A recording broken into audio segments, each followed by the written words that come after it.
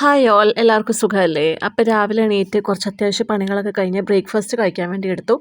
Breakfast ഇഡ്ഡലിയായിരുന്നു. ഇഡ്ഡലിയുടെ കൂടെ ഇന്നലത്തെ സാമ്പാറുണ്ടായിരുന്നു. സാമ്പാർ പിന്നെ നല്ല അടിപൊളി ചമ്മന്തി. നല്ല ചൂട് ചൂട് ഇഡ്ഡലി സാമ്പാർ ചമ്മന്തിയൊക്കെ കഴിച്ചു തുടങ്ങി ഒരു വായങ്ങ് വായിലേക്ക് വെച്ചപ്പോഴേക്കും എൻ്റെ ജോ ബോണിൻ്റെ അവിടെ നിന്നായിട്ട് ഒരു ശബ്ദം ടക്ക് ടക്ക് തുറ ശബ്ദം. ആ ശബ്ദം കേട്ടപ്പോഴേക്കും എനിക്ക് വർഷങ്ങൾക്ക് മുമ്പ് നടന്നൊരു കാര്യം അങ്ങോട്ട് ഓർമ്മ വന്നു. അപ്പോൾ ഞാൻ വെച്ചു നിങ്ങളോടൊന്ന് ഷെയർ ചെയ്യാമെന്ന്. അപ്പോൾ ഈ കഥ നടക്കുന്നത് അങ്ങ് ദൂരെ കോയമ്പത്തൂരാണ്. കാരണം എൻ്റെ ഡിഗ്രി കാലഘട്ടം കോയമ്പത്തൂരായിരുന്നു. അപ്പോൾ സ്വാഭാവികമായിട്ട് നമ്മൾ ഹോസ്റ്റലിലായിരിക്കും. അന്ന് ഹോസ്റ്റലിൽ നിന്ന് എൻ്റെ കസിൻ ചേച്ചിമാരൊക്കെ പറഞ്ഞു കേട്ടിട്ടുണ്ട് അവരുടെ ഹോസ്റ്റലിലെ ഫുഡ് ഭയങ്കര പരിതാപകരമായിരുന്നു എന്ന്. കോളിഫ്ലവറിൻ്റെ കൂടെയൊക്കെ പുഴു വരെ കിട്ടിയ കഥയൊക്കെ എന്നോട് പറഞ്ഞിട്ടുണ്ട്.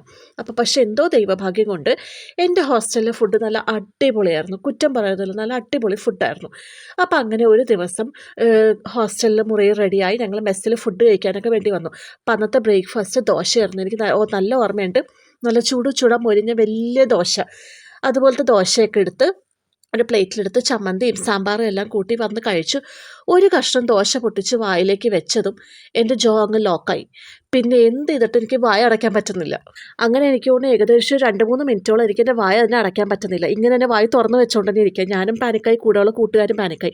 പക്ഷെ കുറച്ച് നേരം കഴിഞ്ഞിട്ട് അതൊന്ന് റിലാക്സ് ചെയ്ത് ശരിയായിട്ടോ. വിശന്ന് പൊരിഞ്ഞ് കഴിക്കാൻ അടുത്ത ദോശയോ കഴിക്കാൻ പറ്റിയില്ല. അങ്ങനെ ഒരു വിധത്തിൽ ക്ലാസ്സിലെത്തിക്കഴിഞ്ഞത്തേക്ക് അതിൽ രസം. ഈ അടച്ച വായി പിന്നെ എനിക്ക് തുറക്കാൻ പറ്റുന്നില്ല. ക്ലാസ്സിൽ ടീച്ചേഴ്സ് അറ്റൻഡൻസ് എടുക്കാൻ വേണ്ടി വിളിച്ചിട്ടാണെങ്കിൽ എനിക്ക് മിണ്ടാൻ പോലും പറ്റുന്നില്ല. പിന്നെ എങ്ങനെ ഗ്രാജുവലായി ശരിയായി ചെറിയൊരു വേദന ഉണ്ടായിരുന്നു. അപ്പോൾ ഇത് ഓർത്തപ്പോൾ നിങ്ങളോടൊന്ന് പറയാമെന്ന് വിചാരിച്ച് ഷെയർ ചെയ്തത്.